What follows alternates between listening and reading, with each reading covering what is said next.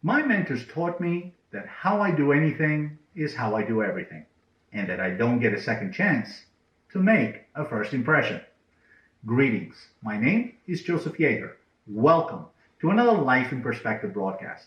My objective is to provide thought-provoking discussions so you can optimize your perspective on life.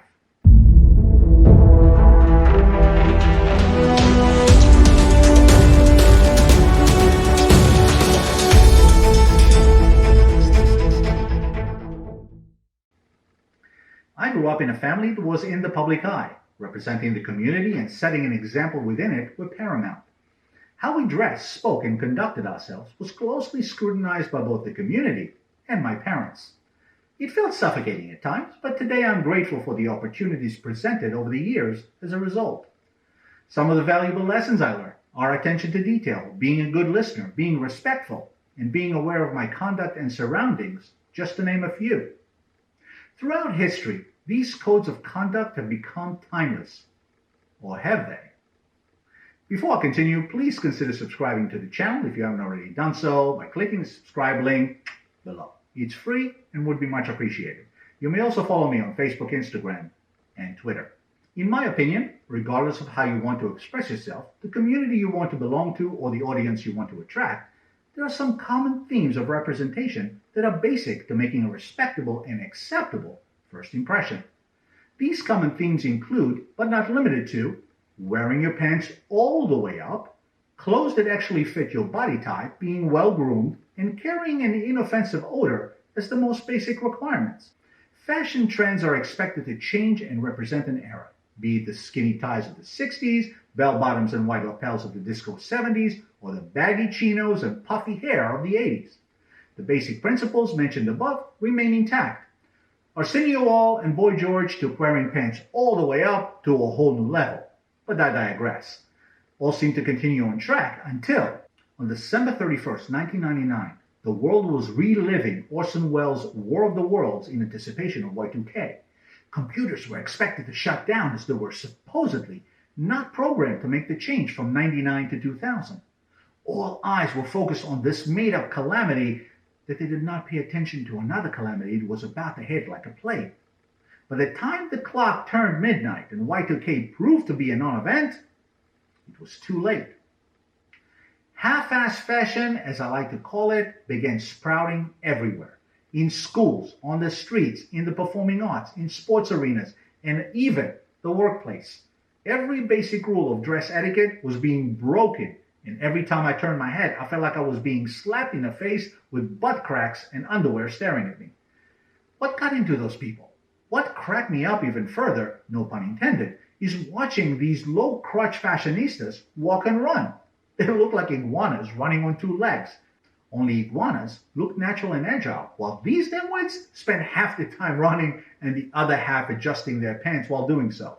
It looked ridiculous.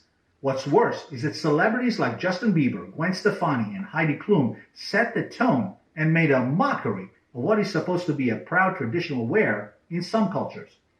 Now, underwear is meant to be worn under the wear, and the ones designed to keep privates, well, private, are designed, among other things, to serve as backup in case the outerwear malfunctions, not to be on display on purpose. Where's the disconnect here? Let's face it, someone walking in their underwear in public will likely be asked politely at first to put their pants back on. If they refuse, they'll likely be escorted to the local police station for a nice chat over a glass of municipal water. Exposing your butt cracks should classify as indecent exposure at the very least and should be awarded the same friendly chat. Maybe I'm old-fashioned and opinionated, but I've also seen many trends come and go, and some did not appeal to me at all. However, I never had an issue with variety, no matter how far removed I was from understanding it. The reason is because until half-ass fashion came along, I didn't find the trends offensive. Outlandish maybe, but not offensive.